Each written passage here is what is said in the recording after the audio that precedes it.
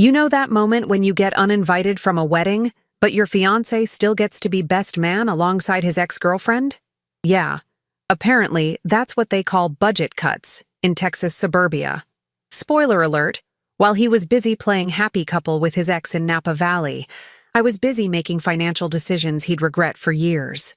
I'm Joy Mitchell, 29 years old, marketing specialist in Austin, and the woman who just discovered that being the understanding fiancé was actually my worst career move yet. Friday morning, June 14th, 6:30 a.m. Troy Patterson, my fiancé of 8 months, boyfriend of 2 years, was already dressed, packed, and kissing my forehead like I'm his grandmother.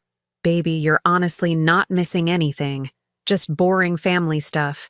Mostly speeches and photos. Right.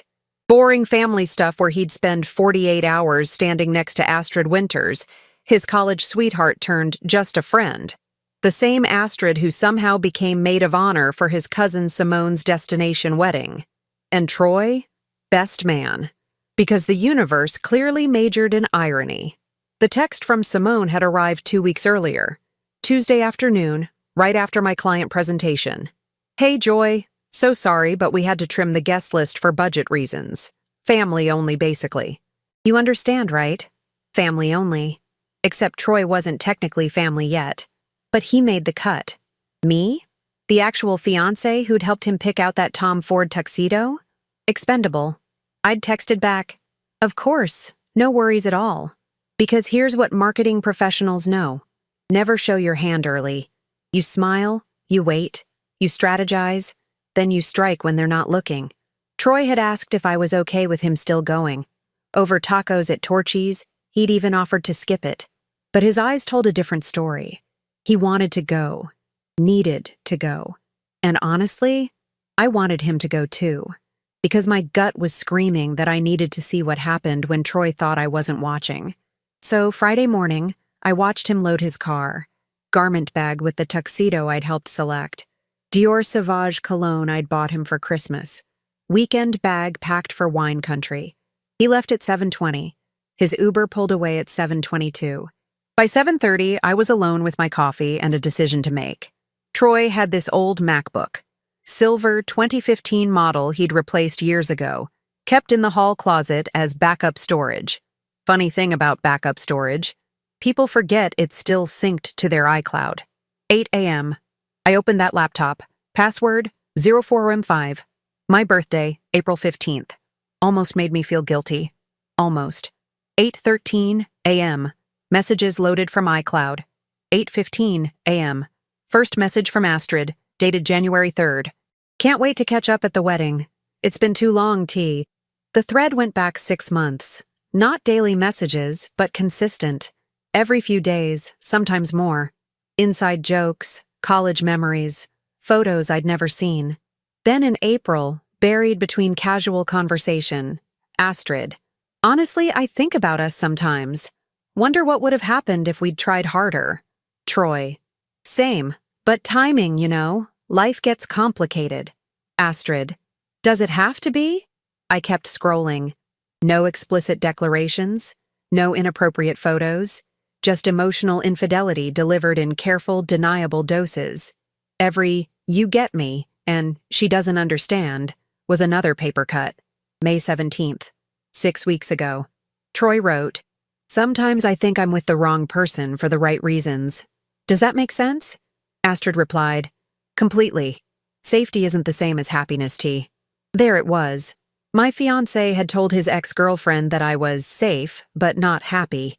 9 a.m. Troy's flight took off. I watched the airplane icon cross my tracking app. American Airlines to San Francisco, then a rental car to Napa. 9:07 a.m. I opened our Wells Fargo joint account. The romantic saving for our future account we'd opened 18 months ago. Current balance, $43,000. Then I started scrolling transaction history. Something caught my eye. For 8 months straight, Troy had been making matching deposits and transfers. He'd deposit his paycheck contribution into our joint account, then immediately transfer $500 out to a separate savings account. His name only. An account I'd never heard of. Quick math. 8 months times 500 equals $4,000. Money that technically came from our shared finances, just recycled through his personal account. Half of those contributions, $2,000, came from my side of our joint deposits. I pulled up my contribution records. 18 months of deposits. My total, $21,500. Exactly half of everything in that account. 9:45 a.m. I called Wells Fargo, verified my identity, asked about withdrawal policies for joint accounts. The representative was cheerful. "Yes, ma'am. With your name on the account, you're authorized to make any transaction up to the full balance." "Just confirming," I said sweetly. "Thank you." 10:30 a.m. I drove to the Wells Fargo branch on South Lamar. Wore my blazer and nice jeans. Professional. Calm. The kind of woman who knows exactly what she's doing. The banker, Patricia, smiled when I sat down. "How can I help you?" "I need to transfer funds from my joint account to my individual Chase account." I slid my cards across her desk. $21,500. She processed it without blinking. 11 minutes total. Confirmation number appeared on the screen, then my phone. Balance transferred, $21,500. Zero remaining in joint account, $21,500. Perfectly fair, perfectly legal, perfectly mine. 11:15 a.m. Home Depot. 20 cardboard boxes, packing tape, bubble wrap. $63 total. 1 p.m. I started packing, methodically. My clothes, my books, my kitchen equipment. The throw pillows I'd bought because Troy's decorating aesthetic was frat house minimalism. Plants I'd kept alive for 2 years. Photos of my family. I left everything of his. The apartment could stay exactly how he wanted it. Boring, beige, and entirely his financial problem. 3:45 p.m. Last box loaded in my car. I stood in the living room one final time. 14 months of shared space. Sunday dinners. Movie nights. The place where I'd actually believed we were building something real. I walked to the kitchen table, pulled out a note card, wrote in neat handwriting, "Troy, since the apartment lease is solely in your name, I'm returning it entirely to you. My monthly contribution of $100 ends today. Rent is $1,250 a month. I'm confident you'll manage. Also, I withdrew my half from our joint account. Check the balance when convenient. Enjoy Napa. Joy." Propped it against the salt shaker. Left my key on top. 4 p.m. I drove to the East Side studio I'd viewed 3 months ago. Near Muller Development. Hardwood floors, big windows, tiny balcony overlooking downtown. $750 monthly. The landlord, a retired teacher named Mrs. Caldwell, met me with the lease. "You said you might need it eventually. Glad I held it." I'd paid the deposit 3 months prior. Before the wedding drama. Before finding any messages. Just insurance.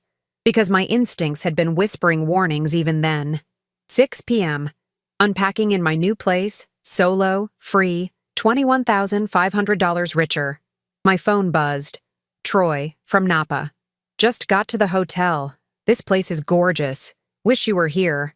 I typed back, "Have the best time. You deserve it." Because he absolutely did deserve everything coming his way.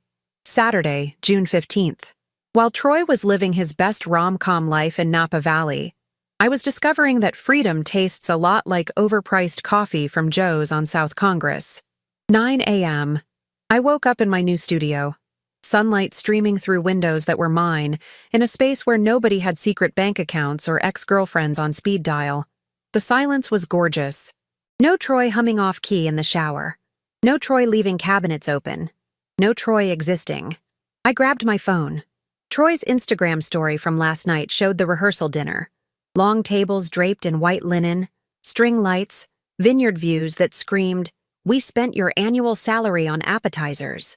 And there, right in the center of frame, Troy in a navy suit, Astrid in a dusty rose dress, laughing at something with their heads tilted toward each other. The caption, "Reunion vibes with the best people." I screenshot it, added it to a folder I'd started on my laptop titled, "Evidence of Poor Life Choices." 10 a.m. My phone rang. Unknown Austin number. "Joy, hi, this is Patricia from Wells Fargo." the banker from yesterday. Her voice had that careful, professional tone people use when delivering news. I'm calling because there was some unusual activity on your joint account this morning that I thought you should know about. But my coffee stopped halfway to my mouth. Activity? Mr. Patterson attempted to make a withdrawal of $15,000 at 9 a.m. this morning, Texas time. The transaction was declined due to insufficient funds. She paused. He called our customer service line quite upset. They explained that a large withdrawal was made Friday by the other account holder, that's you, which left his requested amount unavailable. I smiled into my coffee. 9 in the morning. Troy had woken up early in Napa Valley, 7 a.m. Pacific, probably trying to pull cash before anyone noticed, maybe planning some grand gesture to impress Astrid, and discovered his safety net had vanished. I see. And the current balance? $21,500. Your withdrawal yesterday was completely legitimate. I just wanted to make sure you were aware he'd tried to access funds. Thank you, Patricia. I really appreciate you calling. Of course. Enjoy? Between us? Good for you. I hung up and laughed. Actually laughed out loud in my empty studio. Troy had tried to pull 15 grand, probably to look impressive in front of Astrid, maybe pay for some ridiculous romantic gesture, and discovered the well had run dry. 11 a.m., text from Troy. Hey, can you call me when you get a chance? Something weird with the bank? I texted back. In yoga class. Talk later? I was not in yoga class. I was at Target buying sheets that Troy had never touched, towels he'd never used, and a succulent that would outlive our relationship. 1 p.m. I met my best friend Marnie at Magnolia Cafe for lunch. Marnie's a lawyer, family law specifically, and the only person who'd known something was wrong before I did. You actually did it. She raised her mimosa. You moved out. And withdrew my half of our savings. I clinked my glass against hers. All $21,500 of it. Legally yours. Morally justified. Emotionally satisfying. Marnie grinned. So what's the plan? Just ghost him? Oh no. Ghosting is for people who owe you nothing. Troy owes me an explanation, an apology, and approximately 14 months of wasted time I'll never get back. I pulled out my phone, showed her the screenshots of messages between Troy and Astrid. I'm documenting everything. Timeline, amounts, conversations. Marnie's lawyer brain kicked in. Joint account, both names. You withdrew your exact contribution. That's airtight. Apartments in his name only. You gave written notice of departure. Messages prove emotional affair, but no grounds for him to claim anything. She looked up. Joy, you could destroy him with this. I know. I took a long sip of mimosa. I'm just deciding how public the destruction should be. 3 p.m. Back at my studio, I started building the PowerPoint. Yes, a PowerPoint. Because if you're going to blow up someone's life, you might as well do it with proper citations and slide transitions. Slide 1. Why Joy wasn't at the wedding, a presentation. Slide 2.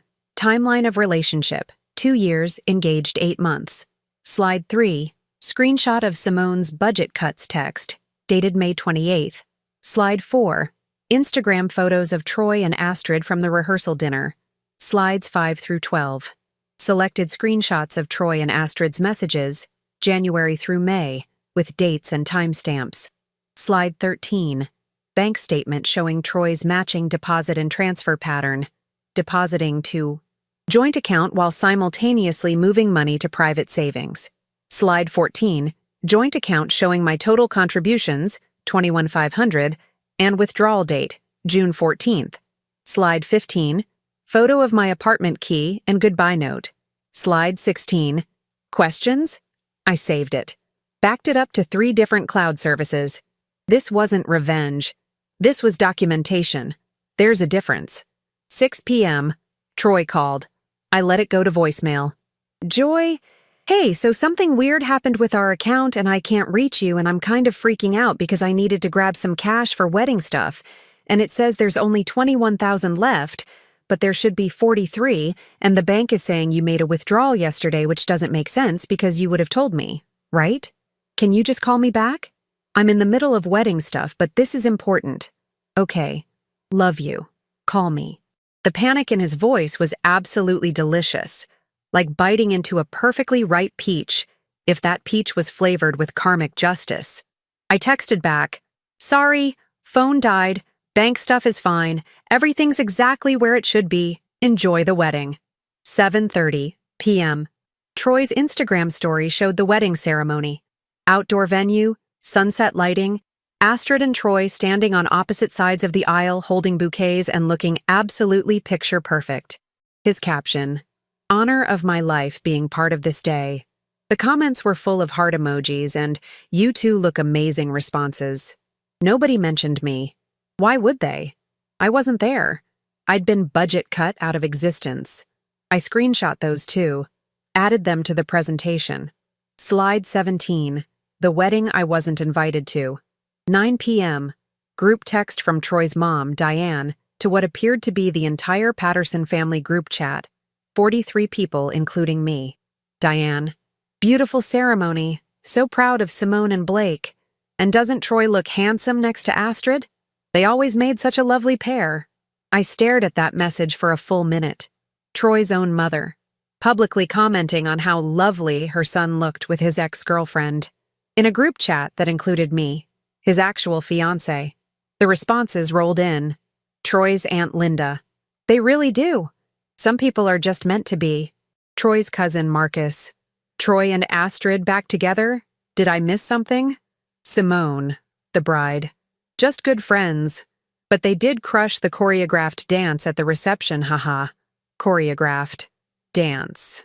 My fiancé and his ex-girlfriend had a choreographed dance at a wedding I wasn't invited to, and his mother was commenting about how lovely they looked, and absolutely nobody thought this was inappropriate. I took a screenshot. Slide 18. Family group chat confirmation that nobody respected this relationship. 10:15.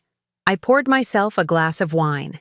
The cheap kind, $7 from Trader Joe's, because I was now financially independent and could buy whatever wine I wanted without Troy commenting that we should invest in better bottles.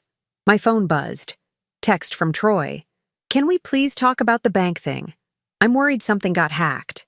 Me. "Nothing got hacked. We can talk when you're back. Focus on the wedding." Troy. "But Joy, I needed that money." Me. "Needed it for what?" 3 minutes passed. Then, "Never mind. We'll talk Monday." I smiled. He couldn't tell me what he needed $15,000 for because whatever it was, it involved impressing people at a wedding where his fiancé had been deliberately excluded. 11 p.m. One more Instagram story from Troy. The reception. Dance floor packed. Troy and Astrid in the center, clearly mid-choreographed routine, surrounded by cheering guests. His suit jacket was off, sleeves rolled up. Astrid was laughing, head thrown back. They looked like the stars of their own movie. The song tagged in the story, "The Way You Look Tonight" by Frank Sinatra. I sat there in my new studio, in my new life, watching my fiancé dance with his ex-girlfriend to a romantic classic while his entire family cheered them on. And you know what I felt? Nothing. No tears, no heartbreak. Just cold, calculated clarity. Because here's what Troy hadn't realized yet. He'd just given me ammunition. Every Instagram story, every family group chat message, every defensive "we'll talk later" text was another nail in a coffin he didn't even know he was building. Sunday morning would bring him home to an empty apartment.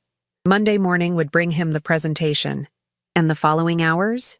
Those would bring him the understanding that the safe fiancé he'd taken for granted had a very creative definition of revenge. I finished my $7 wine and started planning slide 19. Sunday, June 16th. Troy's flight was scheduled to land at Austin Bergstrom at 7 p.m. I had exactly 10 hours to finalize my masterpiece. 8 a.m. I woke up to 17 new messages in the Patterson family group chat. Apparently, the wedding reception had been quite the event. Troy's Aunt Linda posted photos. Troy and Astrid cutting the cake together as best man and maid of honor. Troy and Astrid giving a joint toast. Troy and Astrid posing with Simone and Blake under string lights. In every single photo, they looked like the couple. Simone and Blake almost seemed like background characters in Troy and Astrid's reunion special. I scrolled through the comments. Troy's Uncle Richard. Beautiful couple. With a heart emoji pointed directly at a photo of Troy and Astrid. Troy's grandmother, Dorothy. So wonderful to see Troy so happy. Astrid, dear, you look lovely. Not one person mentioned me. Not one person asked where I was. I'd been erased from the family narrative so completely that his grandmother was complimenting his ex-girlfriend in a group chat that included me. I screenshot everything. The presentation was now 23 slides. 9 a.m. I called Marnie. Please tell me you're not backing down, she answered. I need legal advice. Hypothetically, if someone were to share documentation of their failed relationship with their ex's family, could that be considered defamation? Is it true? Every word, every screenshot, every bank statement. Then it's not defamation, it's disclosure. You're not making false statements, you're providing facts. Marnie paused. Joy, what are you planning? Nothing illegal. Nothing unethical. Just radically honest communication. My favorite kind. Do it. 10:30 a.m. I opened the presentation again. Reviewed every slide. Checked every timestamp, every amount, every detail. This needed to be airtight because Troy worked in finance and would absolutely try to find numerical errors to discredit everything else. Slide 24. I added the attempted withdrawal from Saturday. Screenshot of Patricia's call log with timestamp, notation of the declined $15,000 transaction at 7 a.m. Pacific Time. Slide 25. Calculation breakdown showing Troy's deposit and transfer pattern over 8 months, essentially recycling our joint contributions into his private fund while maintaining the appearance of equal partnership. The explanation was clear. Troy deposited his share into our joint account but immediately transferred $500 monthly to his secret savings. While technically his money, the pattern showed deliberate concealment and separate financial planning while claiming we were building a future together. Slide 26. Summary. Financial deception, emotional infidelity, family complicity, and really terrible event planning. 11 a.m. I drove to FedEx office on Lamar. Printed the presentation in full color. 26 pages, professional binding, 3 copies. One for me, one for my records, one for dramatic effect if needed. Total cost, $42, worth every penny. Noon. Back at my studio, I converted the presentation to PDF, created a shareable link, wrote the message I'd send to the family group chat. Draft 1. Hi everyone. Since there seemed to be confusion about why I wasn't at the wedding, here's a comprehensive explanation with visual aids. Too passive. Draft 2. Hey Patterson family. Troy asked me to share our relationship update with everyone. Here's the full story. Too misleading. Draft 3. Hello. I noticed some comments about Troy and Astrid this weekend. Before rumors start, here are the facts about why I wasn't at the wedding and what's been happening in our relationship. Everything is documented with dates and sources. Professional, clear, honest, perfect. I saved the message. Didn't send it yet. Timing would be everything. 2 p.m. My phone rang. Troy, I answered. Hey, how was the wedding? It was great. Amazing. Listen, I'm at SFO waiting for my flight and I really need to know what happened with our account. Joy, there's only half the money there. Right. I withdrew my half on Friday. Silence. Long, heavy silence. Then, you withdrew $21,000? $21,500, my exact contribution over 18 months. The remaining $21,500 is yours. But that was our money, for our future. I laughed. Actually laughed. Troy, I found your private savings account. The one where you've been transferring $500 every month for 8 months while depositing the same amount into our joint account. So let's not talk about our money when you've been building a separate financial future. Another silence. How did you... That's different. That was for a surprise. What surprise? A surprise breakup? A surprise new life with Astrid? What? No. Joy, you're being crazy right now. Crazy. There it was. The word men use when women catch them. I'm being factual. I withdrew my contribution. You kept yours? We're even. We're not even. I needed that money this weekend. For what? It doesn't matter. The point is, you should have talked to me first. Like you talked to me before opening a secret savings account? Or before spending 6 months emotionally reconnecting with your ex? Or before doing a choreographed dance with her at a wedding I was uninvited from? The dance was just fun. You're reading into things. Troy, your mother called Astrid lovely in the family group chat. Your grandmother complimented her. Your uncle called you two a beautiful couple. In a chat that includes me. Your actual fiancé. They didn't mean it like that. Then how did they mean it? I don't know. Look, my flight's boarding. We'll talk when I get home. Sure. See you at the apartment. I hung up before he could correct me. Before he could say, wait, are you at the apartment? Because I wanted that moment of discovery to hit him at full force. 3:30 p.m. I met Marnie at Mozart's Coffee on Lake Austin. Outdoor seating, perfect weather, celebratory atmosphere. He called you crazy, Marnie said.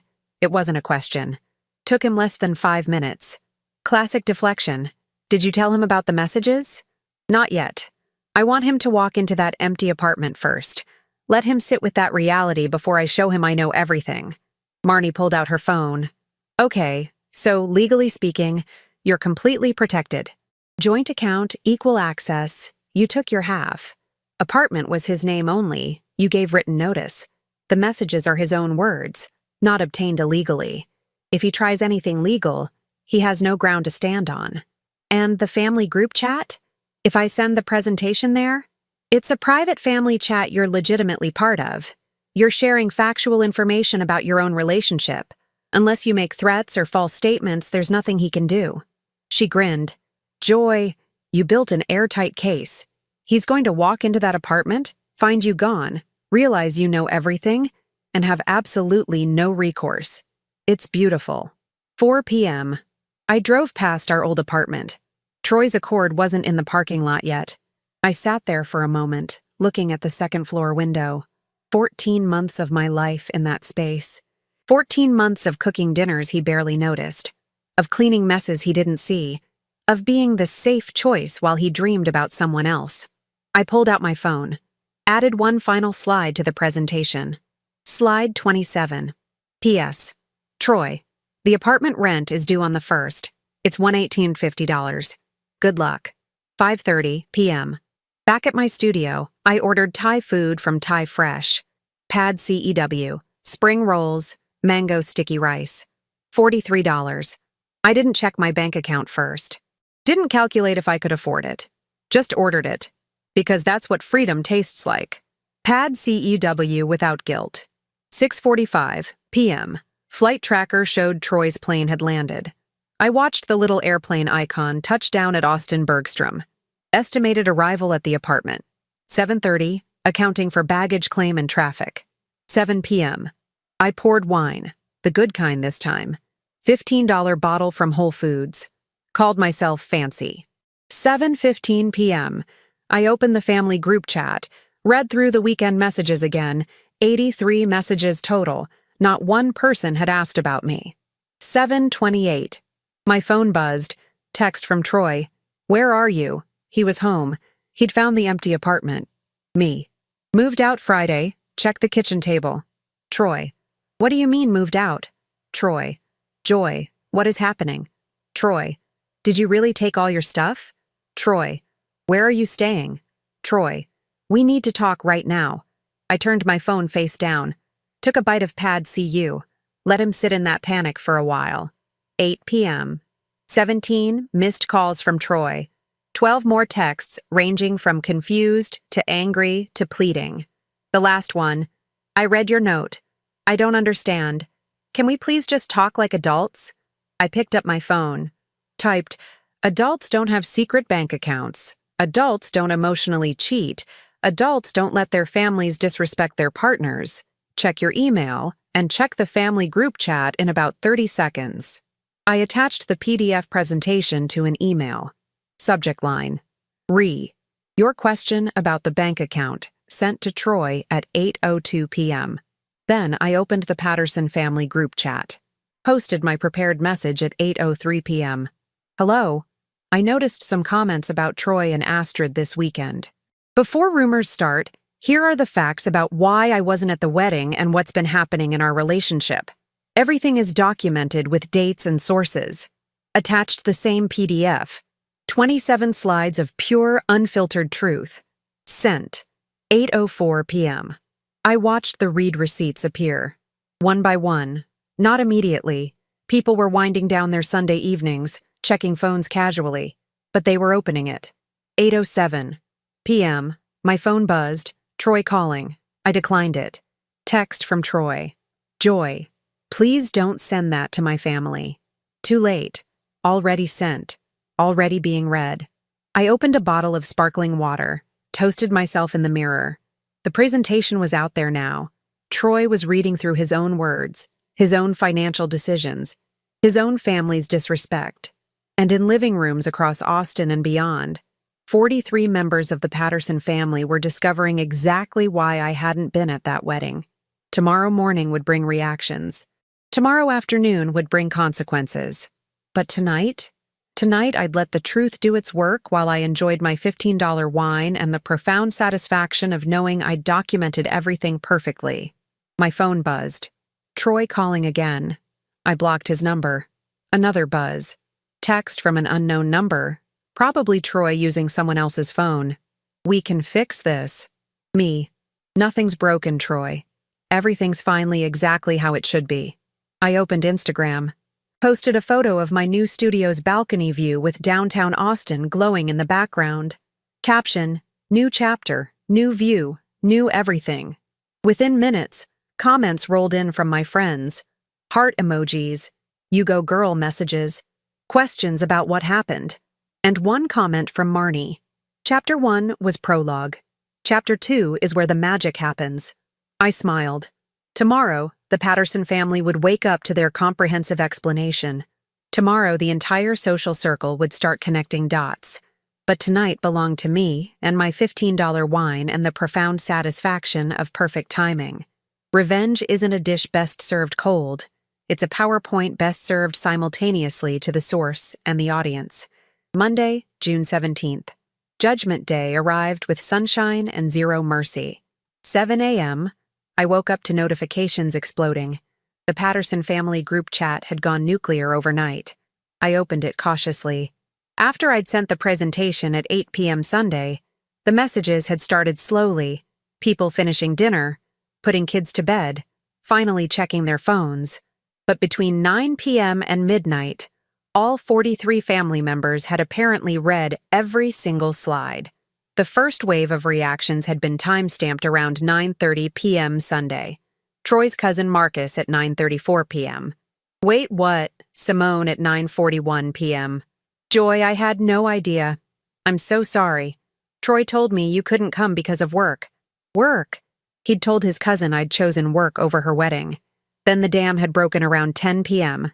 Diane at 10:08 p.m. Troy Patterson, you call me immediately. Linda at 10:15 p.m. I feel sick. Joy, those messages are real? Multiple family members asking for verification, expressing shock, apologizing. And Troy had gone completely silent after his initial panicked texts to me. No responses in the family chat. No defenses. Just digital silence while his family processed 27 slides of documentation. 7:15 a.m. Monday. New messages were still coming in as family members on the East Coast woke up. Uncle Richard at 7:12 a.m. Joy, I called you and Astrid a beautiful couple in that group chat. In front of you. I'm disgusted with myself and with Troy for putting us all in that position. Aunt Linda at 7:18 a.m. The fact that Troy let his entire family disrespect Joy while he played house with his ex is unforgivable. Grandmother Dorothy at 7:23 a.m. I raised you better than this, Troy Michael Patterson. The full name from Grandma. That was serious. 7:30 a.m. My phone rang. Unknown number. Joy? This is Diane, Troy's mother. Her voice was tight. I just want you to know I've been up since 10 p.m. reading your presentation. Multiple times. I owe you an enormous apology. I had no idea he was messaging Astrid like that, or that he'd lied about why you weren't at the wedding. Diane, you didn't know. I should have known.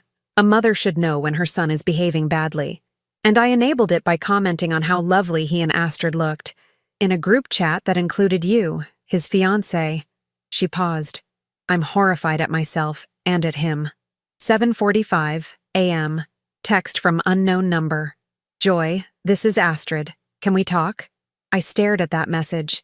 Astrid Winters, the woman who'd spent 6 months emotionally reconnecting with my fiancé, wanted to talk. Me. Talk. Astrid.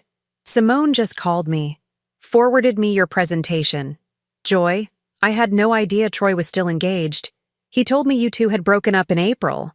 That you were just living together until the lease ended. I read that 3 times. Troy had told Astrid we'd broken up. Had told her I was essentially a roommate he was phasing out. Me. We got engaged December 20th. 8 months ago. Never broke up. Still wearing my ring when he left for your wedding. Astrid. I'm going to be sick. Joy, I swear I didn't know. The message is, we were flirting. I know that now. But he framed it like he was single and just being cautious about jumping into something new. He said his last relationship, you, had ended badly and he wanted to take things slow. Me. Did anything physical happen at the wedding? Long pause. Typing bubbles appeared and disappeared 3 times. Finally, we kissed, Saturday night after the reception. He said he'd been waiting years to do that again. He made it sound romantic. Now I know he was cheating on you. There it was. Confirmation. Troy had kissed Astrid. Had physically cheated, not just emotionally. Me. Do you have screenshots of him saying we'd broken up? That I was just a roommate? 2 minutes later, my phone buzzed. 3 screenshots. Troy telling Astrid in late April that Joy and I ended things, and we're just coexisting until I find a new place, and I'm finally free to see where this goes with us. I saved them immediately. Added them to the presentation as slides 28, 29, and 30. 8:15 a.m. I updated the PDF and posted the new version in the family group chat. Update. Additional information from Astrid confirming Troy lied to everyone involved. 3 new slides with documentation. He told Astrid we'd broken up in April while still engaged to me. 8:20 a.m. The chat exploded again. Simone at 8:22 a.m. He kissed her? At my wedding? While engaged to you? Diane at 8:24 a.m. Troy Michael Patterson. If you don't call me in the next hour, I'm booking the first flight back to Austin and we will have this conversation face to face. Marcus at 8:26 a.m. This is actually insane. Bro, you're genuinely terrible. 8:35 a.m. Troy finally responded in the group chat. This is a private matter between Joy and me. She had no right to air our relationship problems to my entire family. This is vindictive and inappropriate. I typed back immediately. You involved your entire family when you let them publicly comment on how lovely you and Astrid looked together in a group chat that included me. You involved them when you lied to Simone about why I wasn't at the wedding. You involved them when you used family events to reconnect with your ex while lying to everyone. I'm just providing the context you deliberately withheld. Diane at 8:37 a.m. She has every right, Troy. You humiliated her publicly. She's responding with facts. That's fair. 8:45 a.m.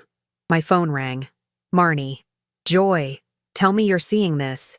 Front row seat to the destruction. His own mother is defending you against him. His grandmother used his full name. That's nuclear-level family disappointment, Marnie laughed. The cousin Simone just edited her Instagram wedding post. Did you see? I opened Instagram. Simone's latest post from the wedding had a new caption. Previously, best day ever with the best people. Now, best day ever.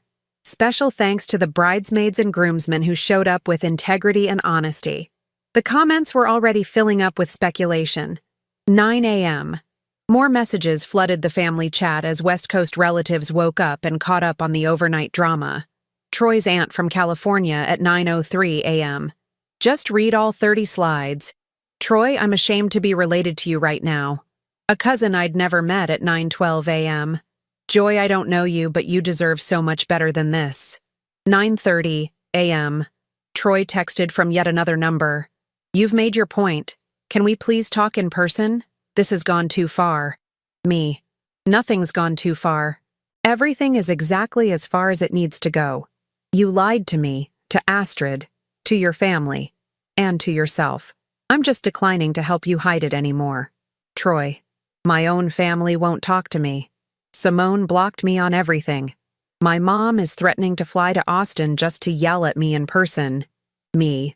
Sounds like they're showing you the same consideration you showed me. Troy. What do you want? An apology? Fine. I'm sorry, I messed up. Can we move forward now? I actually laughed out loud. Move forward. Like 6 months of calculated betrayal could be erased with, I'm sorry. Me. I don't want anything from you, Troy. I already took what was mine. The money, the truth, my self-respect. You keep the apartment, the rent you can't afford alone, and the reputation you earned. 10 a.m. Email notification from Wells Fargo. Troy had requested to close the joint account. The remaining $21,500 would transfer to his individual account within 5 business days. Fine by me. That money was his. We were finally, completely even. 10:30 a.m. Marnie called again. Diane reached out to me. Troy's mom? She got my number from someone in the family chat. Asked if you needed legal representation in case Troy tries to claim you stole money or defamed him. She offered to pay for a lawyer to protect you against her own son. I sat down on my balcony. She offered to pay for my defense against Troy. She feels terrible. Said this isn't the first time Troy's done something like this. Apparently, he had a high school girlfriend he cheated on, blamed her for being too controlling when she found out. Diane believed him then. She's not making that mistake again. 11 a.m. I drove to Hopdoddy to meet Marnie for a celebratory lunch. Burgers and truffle fries felt appropriate. Check Instagram, Marnie said as soon as I sat down. Troy had posted a story. Black screen, white text. Going through a difficult time. Please respect my privacy. The replies were brutal. Friends calling him out. Respect like you respected Joy? And maybe try honesty for once. Noon. Back at my studio, I checked the family group chat one more time. Someone had created a new chat. Same 42 people. Everyone except Troy. First message from Simone. New chat. Clean slate. No liars welcome. Second message from Diane. Joy, you're always welcome at family events. Troy is not until he gets serious help and makes genuine amends. 1 p.m. Astrid posted on Instagram. Photo of herself on a hiking trail. Caption. Learning to trust my instincts again. Also learning that just friends with an ex who's engaged is never just friends. Growth hurts, but ignorance hurts worse. Comments flooded in, including one from Simone. Proud of you for handling this with grace. I commented, same boat, clearer view now. Here's to better questions and honest answers. Astrid replied within minutes. Joy, I'm so sorry I didn't ask the right questions sooner. Thank you for the truth. 2 p.m. My phone buzzed. Troy, from another new number. I lost everything because of you. I stared at that text for a long moment, then typed, No, Troy. You lost everything because of your own choices. I just stopped pretending those choices didn't matter. There's a difference. Blocked, deleted, done. 3 p.m. I looked around my studio, my space, my furniture. My life rebuilt in 72 hours. No Troy, no lies, no performance of being the understanding fiancé while being systematically disrespected. My phone buzzed one last time. Message from Diane. Joy, I know this probably doesn't matter much coming from me, but you handled this with more grace and intelligence than Troy deserved. You're going to do amazing things. Thank you for not letting him get away with it. I smiled, typed back, Thank you for holding him accountable. That matters more than you know. 4 p.m. I posted on Instagram. Photo of my balcony at golden hour with a glass of wine. Caption. Sometimes the best revenge is just refusing to carry someone else's lies anymore. Update? Thriving. The comments came fast. Friends celebrating. People asking what happened. And buried in there, one from Marnie. To documentation, boundaries, and knowing your worth. The Holy Trinity. 5 p.m. I opened my laptop. The blog I'd been planning, receipts and reckonings, needed its first post. I started typing. Title: The Day I Chose Myself, A Guide to Documentation and Departure. The words flowed. Everything I'd learned. Every mistake I wouldn't repeat. Every red flag I'd ignored. Every moment I'd chosen peace over self-respect. And every single step I'd taken to reclaim both. By 6 p.m., I had 1,500 words. By 7 p.m., the post was live. By 8 p.m., it had been shared 47 times. Women I'd never met were commenting. I needed this. This is my story, too. Thank you for the roadmap. Turns out my worst relationship was becoming someone else's survival guide. Troy got Denver, therapy, and consequences he'd spent 31 years avoiding. I got a growing platform, $21,500 in savings, and the profound satisfaction of knowing I'd burned it all down with nothing but truth and perfect documentation. Seemed like a fair trade to me. 3 months later, September 20th, Austin had shifted from unbearable summer heat to that perfect fall weather where you can actually sit outside without melting. I was on my balcony with coffee, watching downtown Wake Up, when my phone buzzed. Marnie, have you seen Troy's LinkedIn? I don't follow Troy anywhere. That's kind of the point of moving on. He updated his profile. New job. New city. I opened LinkedIn despite myself. Troy Patterson's profile showed a recent update. Excited to announce I've accepted a position as Junior Financial Analyst at Denver Metro Solutions. New city, new chapter. Junior Analyst. He'd been a Senior Analyst in Austin.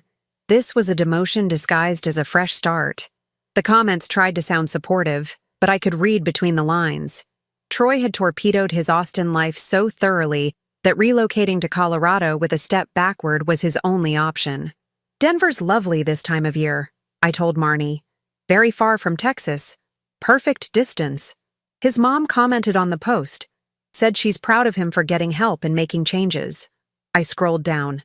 Diane had written, "Proud of you for doing the work, son. Therapy is hard but necessary. Keep going." So Troy had actually followed through with therapy. Interesting.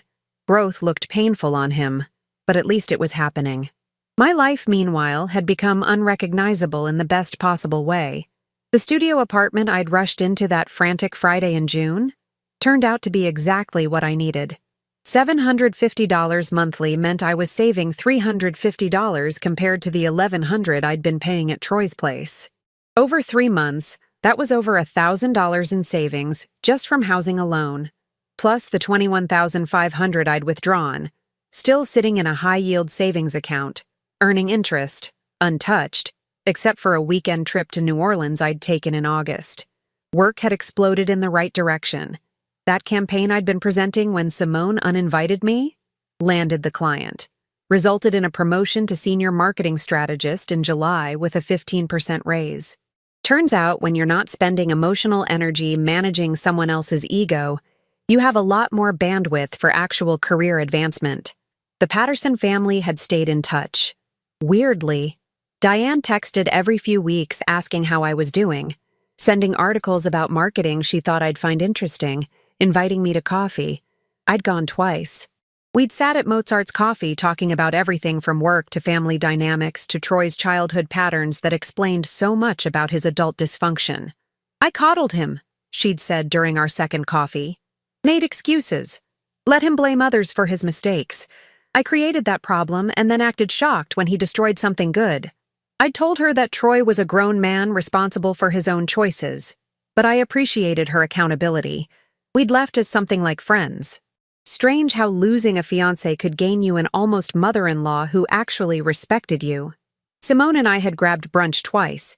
She'd shown me her wedding photos, the professional ones, not the Instagram disasters, and we'd laughed about how obvious Troy and Astrid's chemistry had been in retrospect. Every single photo of them looks like an engagement shoot, she'd said. Meanwhile, Blake and I look like friends who accidentally wandered into someone else's wedding. Her marriage was solid, though. Blake turned out to be genuinely kind, funny, and the type of guy who'd driven 3 hours to return Simone's forgotten phone charger during their honeymoon, the kind of small gesture that revealed character. Troy would have told her to buy a new one. Astrid and I had developed the strangest friendship. We'd met for coffee in July. Awkward at first, then cathartic. Two women who'd been lied to by the same man, comparing notes like scientists discovering they'd been researching the same phenomenon from different angles. "He told me you were controlling," Astrid had said, "that you tracked his phone and accused him of cheating constantly, made you sound paranoid." "He told me you were desperate," I'd countered, "that you'd been chasing him for years and he was just being polite by staying in touch." We'd stared at each other across the table at Houndstooth Coffee, then simultaneously started laughing. The projection, the manipulation, the sheer audacity of painting both of us as the problem when he was the common denominator. Astrid was seeing someone new now, a graphic designer named Marcus, not Troy's cousin, different Marcus, who she'd met at a community art event. From her Instagram, he looked like the kind of guy who brought her coffee at work and remembered her friends' names. Baseline decent human behavior that felt revolutionary after Troy. I wasn't seeing anyone. Hadn't even tried. Didn't feel like a loss, though. Felt like I was finally getting to know myself without performing for someone else's comfort. Turns out I liked my own company. I could spend entire Saturdays reading on my balcony without someone sighing dramatically about being bored. Could cook elaborate meals or eat cereal for dinner without judgment. Could make plans without checking if they conflicted with someone else's schedule. Freedom tasted like spontaneity and smelled like expensive candles I bought without guilt.